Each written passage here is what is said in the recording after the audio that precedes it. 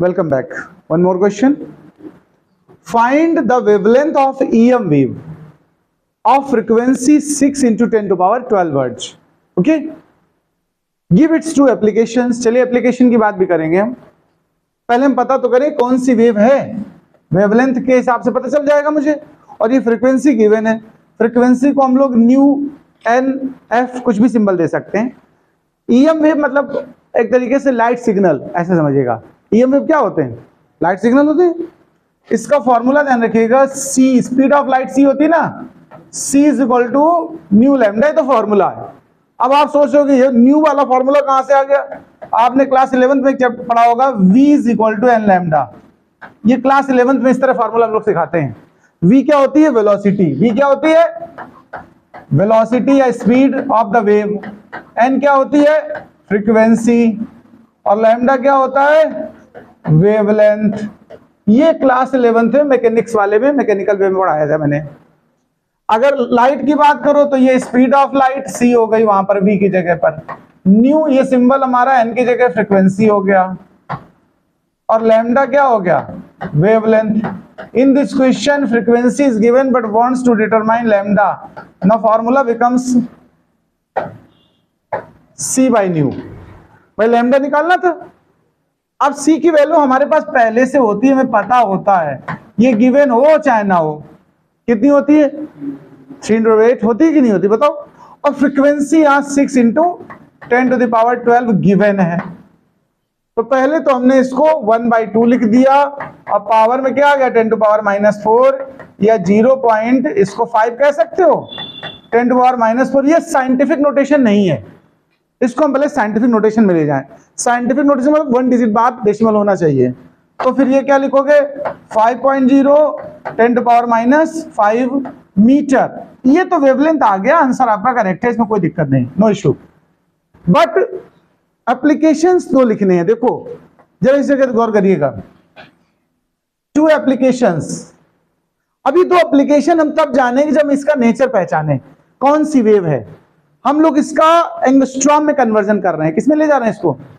Angstrom बनाना चाहते हैं. आपको जानकारी होनी चाहिए 1 metre is equal to 10 to power 10 angstrom होता कि नहीं होता बताओ. या 1 angstrom is equal to 10 to power -10 metre, जैसे भी आपने सीखा. तो हम इसको बना रहे हैं एंगस्ट्रॉम में, केवल एप्लीकेशन समझाने के लिए. तो देखो 10 टू पावर -5 तो यहां पहले से है. और मीटर्स को हटाना है तो 10 टू पावर 10 से मल्टीप्लाई कर दो तो आंसर क्या बन जाएगा? एंगस्ट्रॉम में. तो ये क्या बनने वाला बताओ? 50 इंटू 10 टू पावर प्लस का 5 बनना जाएगा कि नहीं बताओ. ध्यान से देखो इस बात को. अरे डेसिमल कहां चला गया इसका अपने आप? अच्छा इसका डेसिमल उड़ गया. यहाँ पर डेसिमल था, ध्यान रखना. ये इसकी कुछ एरर थी मतलब लिखने की. चलो खैर कोई बात नहीं. ये क्वेश्चन बना मतलब 5.0 और 10 टू पावर अब प्लस का 5 बन गया कि नहीं बन गया? यानी इसमें 5 के नीचे कितने जीरो होने चाहिए बताओ? 1 2 3 4 और 5 जीरो होनी चाहिए कि नहीं होनी चाहिए? 10 टू पावर 5 है. देखो एक बात आपकी जानकारी के लिए बता दें आपको. जो विजिबल लाइट होती है, कौन सी light? Visible light. Visible light यानी विबग्योर की बात कर रहा हूं. उसकी शुरुआत कहां से होती है? 4000 एंगस्ट्रॉम से 7000 एंगस्ट्रॉम तक. बोलो क्या ये लाइट उसके बिटवीन है क्या? मैंने इसीलिए जानबूझ के एंगस्ट्रॉम में कन्वर्ट किया था. क्या इस रेंज के अंदर है ये वैल्यू? ये केवल 5000 होता तो इसके अंदर हो जाता. ये क्या हो गया जाके? 5 लाख हो गया जाके. बोलो मतलब 7000 से ज्यादा है कुल मिला के बताओ.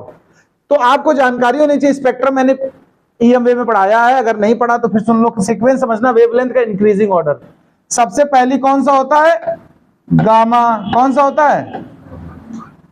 सबसे कम वेवलेंथ होती गामा की. इससे ज्यादा एक्स रेज की. बोलो भैया.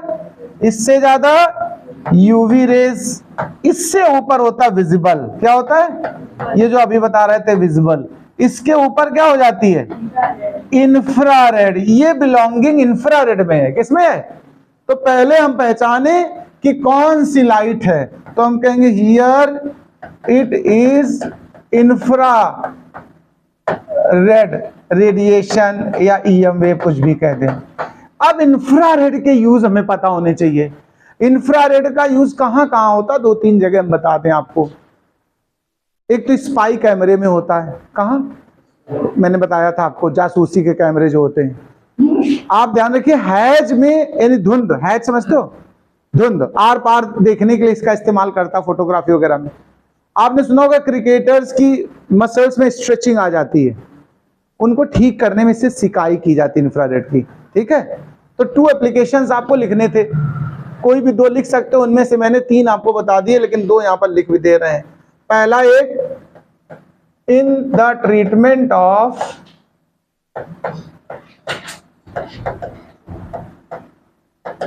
मसल्स स्ट्रेचिंग, मसल स्ट्रेचिंग जब हो जाती है तो इसका इस्तेमाल करते हैं। To look in has,